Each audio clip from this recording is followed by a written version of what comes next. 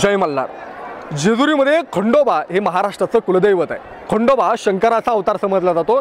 शैव पंथ आहे आणि वारकरी हा वैष्णव पंथ आहे। जेजुरी वारीच्या वाटेवर चालत असताना आळंदी देहू पंढरपूरपर्यंत जेजुरी एकमेव तीर्थक्षेत्र आहे की जिथे शैव आणि वैष्णवांचा अनोखा संगम होत असतो। लाखो वारकरी जेजुरीमध्ये आपण सध्या जरी पाहिलं तरी आपल्या कुलदैवताच्या दर्शनाला आलेले पाहायला मिळतात।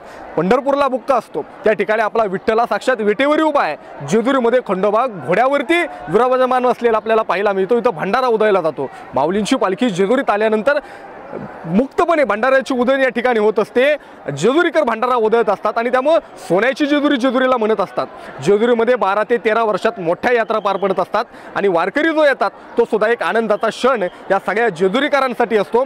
पालखी जेजुरीत आल्यानंतर भंडारा उधळल्यानंतर येणारं पिवळे पण पाहिल्यानंतर येणारा प्रत्येक वारकरी जेजुरीला सोन्याची जेजुरी त्या ठिकाणी म्हणत असतो आणि म्हणूनच आपल्या कुलदैवताचं दर्शन होतं, वारी घडते आणि म्हणून वारकरी वारीच्या वाटेवर चालताना आपल्या कुलदैवताचं दर्शन सुद्धा या जेजुरी गडावरती घेताना आपल्याला पाहायला मिळतात।